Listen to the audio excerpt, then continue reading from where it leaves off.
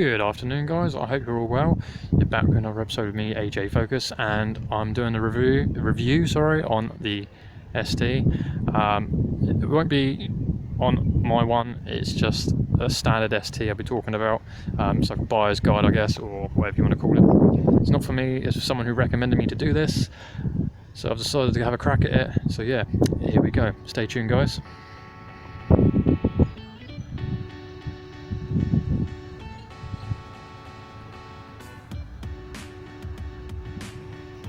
So yeah, I hope you guys can hear me all right. Let's begin, shall we? Now, I've written some of the stuff down so I don't forget what to say. I'm actually come organised for once. So let's talk about the STs then, shall we? So yeah, it's a 2.5 litre petrol, as everyone knows. 20 valves. It's turbocharged. Power on a standard car was 225 horsepower, which is why it got the name the ST225. If you want to look at proper facts and figures, most companies say it came with 221, 222 horsepower, and 0 to 60 time was 6.5 seconds, which on today's standards is still a quick car, you know. I don't know if it's possible, you know, to do that sort of 0 to 60 time in an older car like that. I don't know. Anyway, just ignore what I just said then. I don't know what I'm saying. Fuel consumption, apparently you can do 30 miles a gallon. Yeah. Insurance group worth 34, so it's quite a high insurance group on them. Road tax for the year is £305. Now I think that works out £145 for 6 months or something like that, if I'm right. And the length of the car is 4.337 millimeters in length, so it's quite a longish sort of car, not too long, a typical hot hatch size. So I like that. You guys can hear me alright, the wind's not too intrusive. I thought it was going to be quite a nice day, the weather was quite nice. I don't know about the wind, I've come down near the seafront to do this, so I hope it comes out alright. I apologise if it doesn't. I'm trying to stand as close as I can to the camera, and obviously because I don't have a baffle on my mic yet to stop the wind noise. So for the buyer guide for the ST2, which is what this one is, if you're looking for any sort of ST, I would recommend the ST2 or ST3. If you want, you can get the ST500 as well. Try and avoid just standard ST. Let's call it the ST1, shall we? So anyway, the ST2, as standard equipment on these, it came with a CD player, a cloth seat interior trim, headlight washers, an Isofix children's seats, anchor points on it, traction control. For optional equipment on this car, there wasn't any, so Ford didn't offer you any sort of add-ons to this ST2 because it already came with quite a nice package. With the CD player, you had the Sony system and you had the AUX in the glove box. So it comes with 3.3 point rear seat belts. They all come with ABS, air conditioning, standard alarm, 18-inch alloy wheels. It's got an audio remote control, so obviously steering wheel function. Body coloured coded bumpers, so obviously there's coloured bumpers, trims on the side of the doors, door handles, all colour coded along the spoiler, so that's how it stood out from the rest of the Focuses. Driver's airbag, passenger airbag, airbags all round, so nice and safe. Again, good safe car, good strong car, so it will withstand a good accident and you should be unscathed in that. Comes electric mirrors, folding rear seats, so as you know, my interior has been in the middle of being stripped out. I will show you in a minute how big the back of for a two-door. I'll show you how big the back is in there, because it is amazing. You just get so much room when the seats are down. Electric front windows, electric rear windows, and manual windows on the 5-door version. So let's talk quickly about the 5-door version. Depending on which ST version you get, ST1, 2 or 3. The ST1 I'm guessing comes with manual windy ones, and the others might come with electric windows. Heated mirrors. Now if you don't realise your ST has heated mirrors, the only way you can tell is obviously in the winter you put your rear defroster on, the side mirrors will come on with it. It has a height adjustable seat on the driver's side only, so that's the bolster. and the middle of the bolster as well. You can sort of pump that to have it up and down and have it nice and cushiony or sort of just flat. So it's got good lumbar supports on the seats, obviously because they're Recaros, and they are very, very comfortable and very, very huggy. And it has remote central lock-in.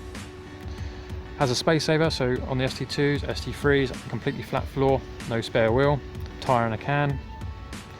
Sporty, comfy Recaro interior. Has a steering wheel rake adjustment and has a reach adjustment as well, so the steering wheel goes up and down, in and out, if you didn't realise that. That's on the ST2.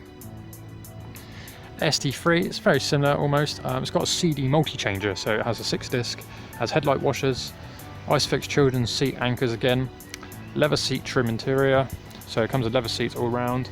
They're the same Recaros, but I don't think they're as supportive and as comfortable as the cloth interior. Traction control. For optional equipment on the ST3s, it came with climate control and heated seats, and that was it on the ST3. The rest of the information I just talked about is the same on all the STs. Now the ST500, that's the black edition.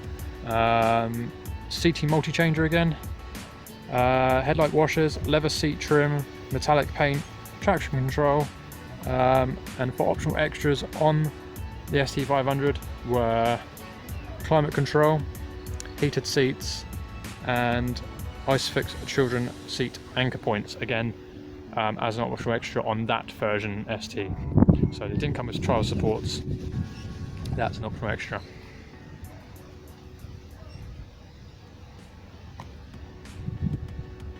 Alright, let's chat about some facts and figures, I guess. Most of you are probably interested in that. It's sort of important, isn't it? So the position of the engine is a front transversally. It is an engine displacement of 2522 centimeters, 0.3. Torque. Now let's talk about the power again. It was 225 brake horsepower as standard. Torque was 330 newton meters, about 1600 RPM to 6000 RPM. It's got a multi-point fuel injection. Obviously it's a turbine, turbocharged engine with double overhead cam, inline 5. Number of cylinders with 5 cylinders. Each cylinder bore size was 83 millimeters. The piston stroke on each cycle was 93.2 millimeters, and the compression ratio of 9. Number of valves per cylinder was 4. Obviously the type of car it is a petrol turbocharged engine. Thank God they only did the petrol in this version, because I know in the U-shaped ST Mark II, I think, they do diesel, which I absolutely hate. Think of an ST or a hot hat as a diesel. I can't stand that version of ST anyway. Mark III, I absolutely hate the look of it, hate the styling, don't like it in any way. It has the wrong engine, handles rubbish, and I just don't like it in any way. It's ugly as they can. So you'll see them on the road, I just want to shout at that driver. Why did you get this? I did not face the version or pre-faced version proper engine. Yeah, that's my rant there. Sorry about that. Sorry about that rant of mine. But yeah, you know me now. I can't stand the Mark III ST. I can't stand it in any way, shape or form.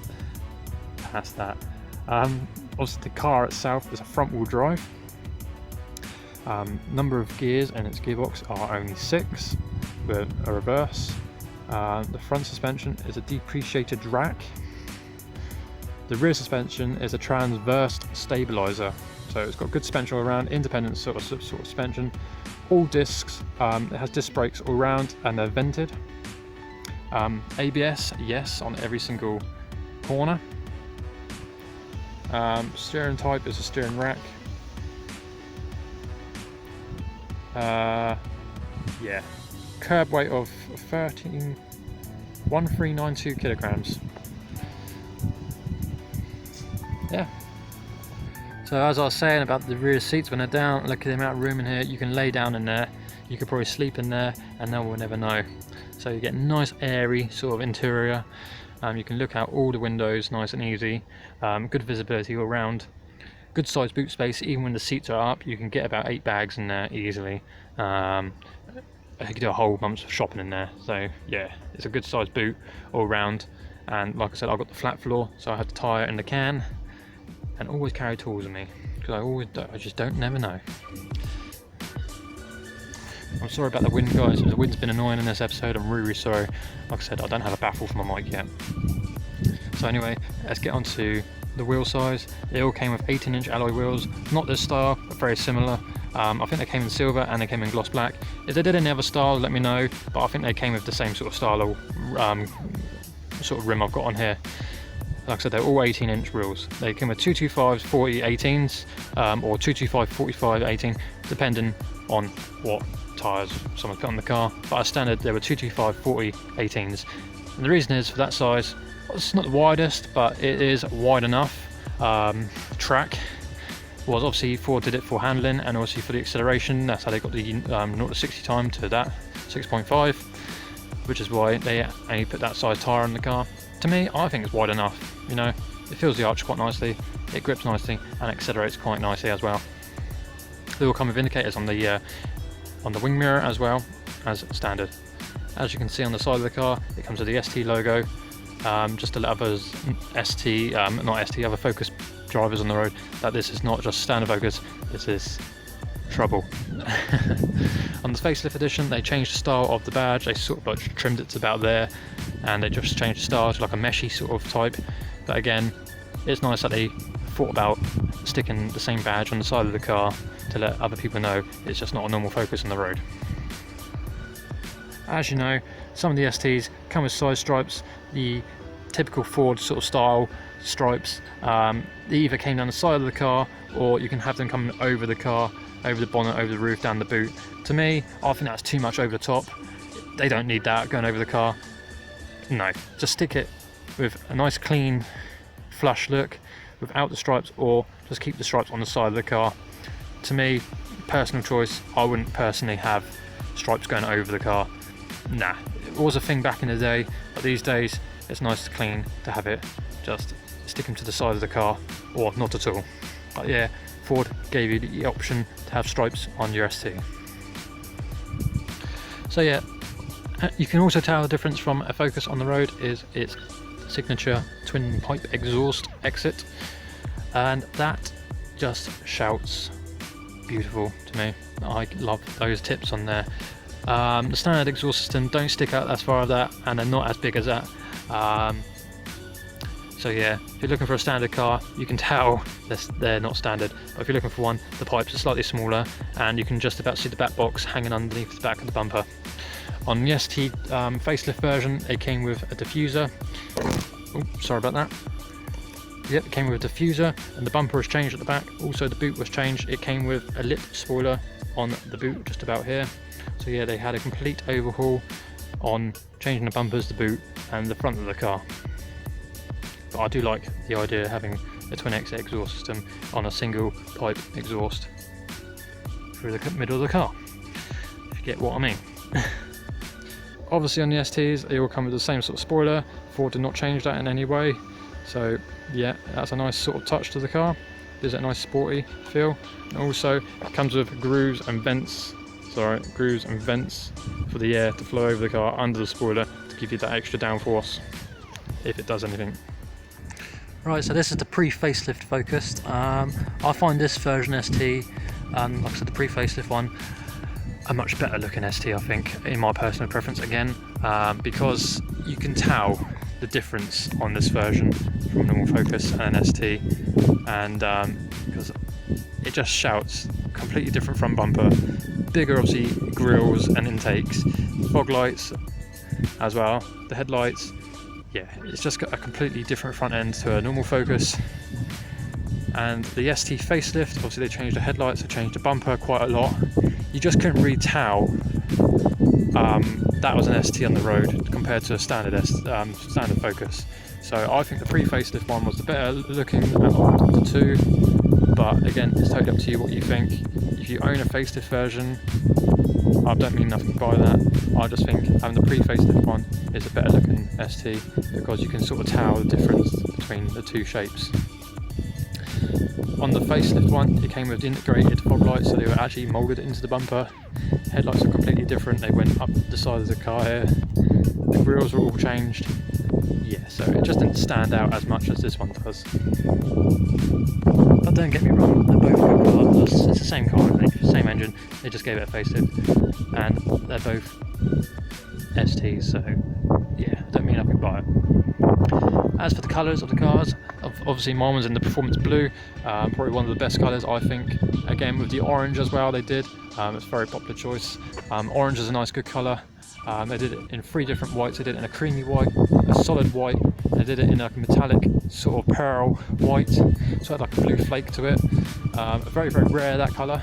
Also did it in red, black, matte black, gunmetal grey, and I think there's another colour off the top of my head, I'm not too sure. If I missed any colours, let me know at the bottom. But yeah, those were the colour optionals you can get. To me, I think the metallic pearl white was a rare colour, and still is, and the red is also a rare colour as well. But I got told at Fords that blue, orange and red were very, very popular and the most common colours. Obviously the orange and the blue are very popular. I'd never see a red one on the road, and I do, it looks stunning. As for white as well, it doesn't seem too many white ones, but apparently the Ford did loads of white ones. They did, they did so many colours, but the whites to me and the grey and red were very, very rare. But again, I think having a brighter colour on the STs stood out. You can sort of see the lines better as well. If you have a grey or black one, you couldn't really see any of the nice distinctive sort of arch curl in here. You couldn't see the fog lights, you couldn't see the grille, you couldn't see any of the nice features that the ST shows off, which I think is a shame if you have a grey or black car. I think they should just keep it nice light colours. So like I said, it shows off the nice lines in the car. Right, brake wise, correct me if I'm wrong, but I think they're 340mm discs at the front and they're vented, and I think it's a single or twin piston caliper. The brakes are very, very good, and they do hold up very, very well on a standard car, or if yours are slightly modified, they can take quite a good punishment. Probably 300 horsepower, probably a little bit more. You might need to look at start changing them, but if you upgrade them with the discs, the pads and the braided lines, you should be okay. So let's start with the door of the interior of the car. You have your electric window switches at the front, passenger side and driver side, electric mirrors. You have central locking by pushing this one in, the top lever. And here people are wondering and ask so many questions about this. It is an alarm. You disable your alarm using that button. So you press it once, it beeps inside the cabin to let you know the alarm's disengaged. If you have your window down, you have a dog or children in the car, you can turn it off so then they don't set the alarm off. So let's look at the seat. We have a bolster, rear support adjustment, so the back of the actual seat goes back and forth by rotating that. On the bottom here we have the typical wrench lever. It lifts the bolster up and down, the seat itself, just the seat, sorry. Under here, on this side, the lever here actually raises and lowers the bolster, and then your bar here moves the seat front and backwards. Yeah. Also met with the interior, you have nice sporty pedals, finished in a nice sort of chrome or stainless steel, I guess. And also it comes with an underlight. Not all of them come with footwell lights, you can just fit them yourself as a 501 bulb, and as a hole just above the clutch pedal here on the left. So having nice sporty pedals on the interior sort of reminds you again that you're in a hot hatch sports car sort of thing. And with the floodlight at night shining down the floor, yeah, it just gives it a nice sort of vibe in the cabin. Alright, let's start in the cabin quickly. You met with the nice interior and focuses. They're all the same sort of dashboard layout. So if you're familiar with just a normal Focus and you get straight into an ST, there's only certain things in here that could look a bit different. The steering wheel, the gauges, some of the functions on the back of the steering wheel. But other than that, you're all used to it. It's the same sort of interior. So you met with a nice sort of sporty steering wheel in leather, has nice thumb grips here. I always make sure I have my hands in the right position. I never drive like that. I like to feel in control of the car. I don't like to think that I'm some sort of, you know, one of those guys. Also the interior, it comes with an ST badge on the steering wheel. Sort of just reminds you again that you're in an ST. Comes with silver dials up there, mine are in blue, as I said before. Silver surrounds on all the vents. Now the interiors, they come with like a grey interior, or I think they come with a silver interior. I think they also come with a black, I'm not too sure, or wood effect. So yeah, you had many sort of options just for the centre console. And the facelift editions, I think it's only on the RS. I don't know if the facelift ST had it, but it came with the carbon interior because it had the change of the stereo, where in this version it was just a Sony sort of, or a standard sort of square stereo. So over here we have automatic headlamps, very, very handy. I love that, I really do. I drive my mum's car sometimes and she's got like the last edition Fiesta, but it's like the last of the line, so they chuck everything on it. But they didn't put automatic headlamps on it or windscreen wipers. So when I get in drive I have to turn it on all manually, and yeah, having that is very nice. So yeah, auto wipers, automatic windscreen wipers as well. Little box sits up here, so it has your sensors in there. As soon as it starts raining, gets night time, going for a dark tunnel, your lights, your wipers will come on, etc. To adjust the speed of your wipers when they automatically come on, you have the adjustment here, so you can twist the little nozzle here up and down. I have mine on a low setting. Yeah, it just counts how many strokes, and it counts when to obviously do the stroke. Got your washer spray, so you push that button in and it sprays washer fluid onto your windscreen. In the centre here we have obviously your engine temperature, your petrol, your speed, and your rev counter. The centre here shows you the mileage, how many miles you're doing, the temperature outside. Using the stalk here, the menu, you can sort of press this as well to go into the menu, and then you scroll through it. You can change your steering wheel settings, you can change your temperature outside. There's a few little settings in there you can do. To reset as well the trip computer when you've got fuel, you hold that in for a few seconds and it resets. So as again you know you're in an ST when it comes with the turbo cluster up here. It comes to turbo in the centre, oil pressure and oil temperature. Comes with a typical Ford interior. So on the ST3 it comes with heated seats on the side here, but on the ST2 it comes with a heated windscreen front, heated windscreen at the back, and traction control. A little storage space in here, bring my sunglasses out of the way. You've got your cigarette lighter and a little bit of storage, like loose change or whatever you're going over tool bridges. Heat knobs, you've got go up to number 4. Got your recirc, your temperature, cold, hot, and in the middle here your AC, your air conditioning. And I like this. I like having this many options. You know, you have it on your windscreen, your face in your windscreen, your feet in your windscreen, your feet, your face, and your feet, or just your face. So I like having that many options on a car. I've had cars in there before and it had like 2 options or 3 options, so it wasn't a lot. Obviously you've got your hazard warning light in the middle here. Again, such a good place to put it. You know, you don't want to fart ass around looking for a small button. You know, just where is it? Having it bang right there in the middle, and you can pull over nice and easy. 6-speed gearbox or reverse over near the 6-speed. Center console, you have the armrest here that lifts up and down, and also have storage on the side. As you lift it up, you are met with 2 cup holders and some more storage here. Having cup holders in the car are very, very necessary. I love cup holders, but the only issue I have with these, I don't think they're deep enough. They need to be a bit deeper, because you can't actually put the armrest down when you have a cup in there or anything like that. So you have to drive with the armrest up. So other than that, having the nice cup holders in the car though are very, very necessary and a good option to have. Yeah. So the passenger side, it has electric windows up and down on the actual door handle itself. Yeah, so that's it on the passenger side. You also are met with a nice deep, very, very deep, big old glove box that goes right back. Now, excuse me, because I do like carry baby wipes in the car because I like to clean my dashboard with them. They're very, very good for cleaning dashboards. And you just about see the vent at the back there. Now, there's a hole in the middle. It's like a little twisty thing. You can open and close in it.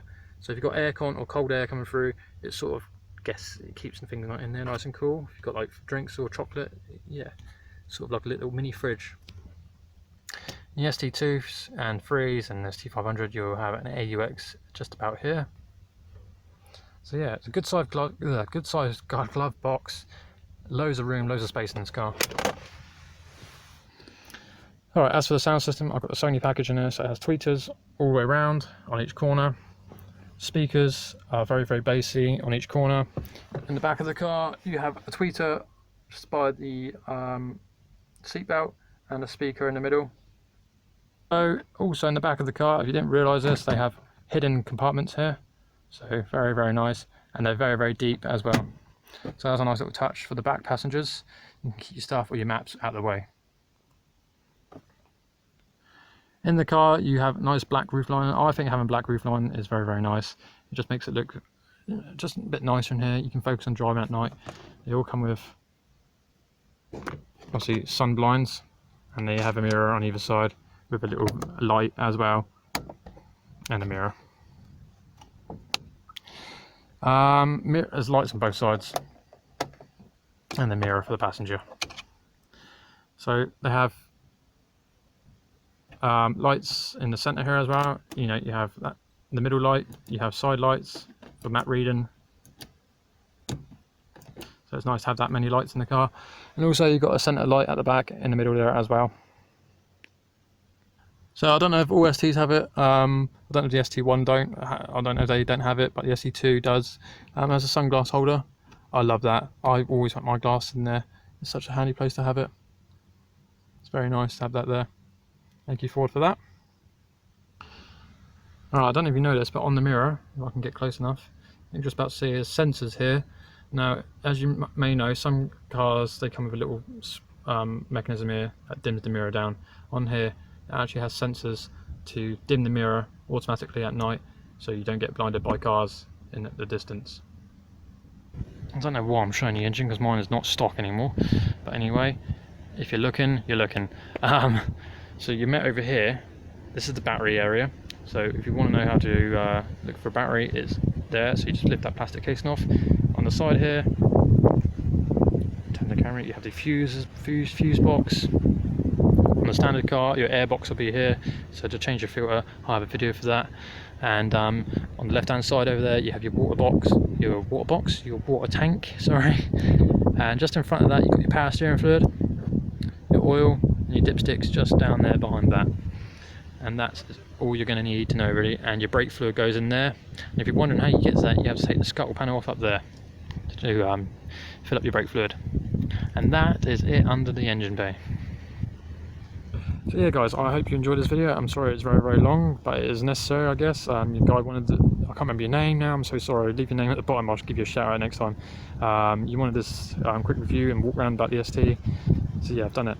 When you go look at one, just make sure you've got loads of history, it's got loads of like receipts. If it's had modifications done, ask about the time they were fitted, how long they've been on there and things like that. Just general ask about the condition of the modifications when they were fitted.